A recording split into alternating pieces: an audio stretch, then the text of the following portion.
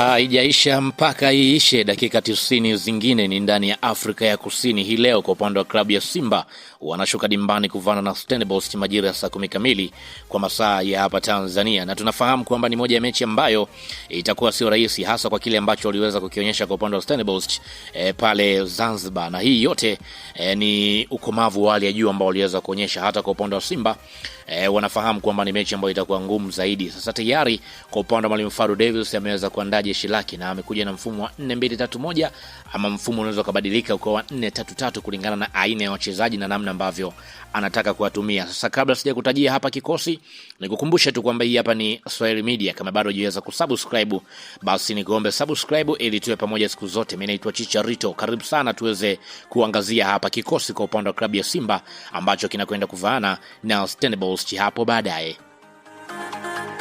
Kwa upande wa golini yupo Moussa Kamara.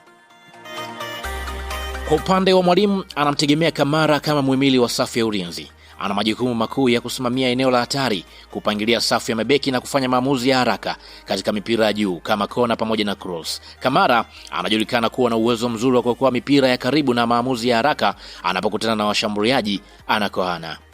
Lakini pia kwenye upande wa beki ya pembeni kulia yupo Shomari Kapombe. Kapombe anatakiwa kutoa uwiano kati ya kurinda na kushambulia. Ana jukumu la kuzuia mashambulizi ya Stellenbosch kupitia kwenye eneo la pembeni, lakini pia kuisukuma timu mbele kwa kupanda na kuweza kupiga cross za hatari. Tunafahamu ni moja mchezaji ambaye ana uzoefu mzuri, lakini pia unampa nafasi nzuri zaidi ya kuendelea kupanga safu kwenye eneo la nyuma na kusaidia viungo wa pembeni kulingana na vile ambavyo amekuwa anacheza kwa upande wake. Wakati huo beki wa pembeni kushoto yupo Mohamed Hussein Zimbo Jiyara Shabalala.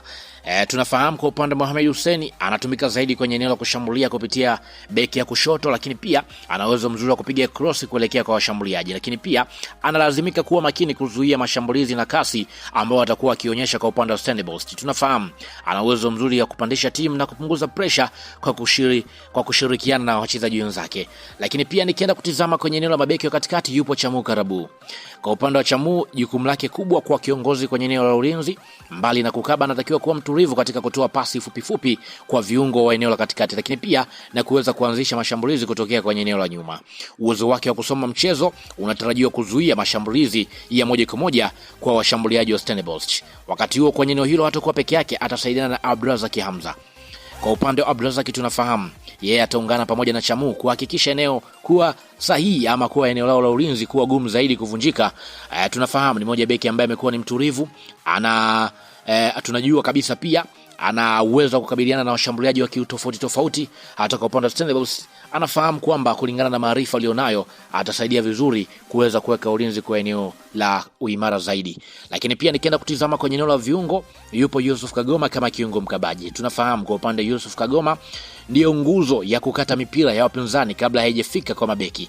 Ana jukumu la kuharibu mashambulizi ya Stellenbosch, kupora mipira na kuirisha kwa haraka kwa viungo wa mbele. Anatarajiwa kuwa na nidhamu kubwa ya kimbinu ya kuepuka kupoteza nafasi. Wakati huo atasaidiana na Fabrice Ngoma. Kwa upande wa Ngoma, yeye anabeba jukumu la kuunganisha safu ya ulinzi na safu ya ushambuliaji. Ana uwezo wa kutoa pasi sahihi ya kubadilisha kasi ya mchezo. Mwalimu anamtumia kama engine ya timu, akisaidia kushambulia na pia kurudi kusaidia kukaba pale ambapo inabidi. Wakati huo pia Jean Charles Ahoua yupo kwenye eneo la kiungo mshambuliaji. Ahoua ndiye mchezaji mwenye ubunifu kwenye eneo la mbele. Mwalimu anatarajia kwamba huyu ndiye mchezaji ambaye atakuwa anatengeneza nafasi kwa washambuliaji wa mbele, lakini pia kuendesha mashambulizi ya kushtukiza na kujaribu kupiga mashuti ya mbali. Ana uwezo mkubwa wa kupenya na kuweza kupiga pasi za mwisho. Lakini pia Kibu Dennis moja kwa moja ataonekana kwenye eneo la winga ya kulia. Kibu tunafahamu yeye ndiye amekuwa silaha kubwa ama chombo cha kuvuruga mabeki kulingana na nguvu yake, lakini pia na kuweza kulinda mpira. Ana jukumu la kupenya na kuweza kutoa cross na pia kuingia katikati kushambulia. Na tunafahamu anaweza pia kutumika kuzuia kwenye eneo la ulinzi na kuweza kupandisha mashambulizi. Kwa hiyo atakuwa na majukumu makubwa zaidi kwa upande wake. Wakati huo pia Elim Panzu. Kwa upande wa Mpanzu tunafahamu yeye atafanya kazi kama mfungaji wa pili na mtoa msaada. Tunafahamu ana kasi nzuri na ana uwezo wa kudhibiti mpira akiwa kwenye kasi. Anatarajiwa kuchanganya kupiga cross na kuingia ndani na kutafuta nafasi ya kupiga mashuti, akicheza kwa kubadilisha mwelekeo wa mashambulizi.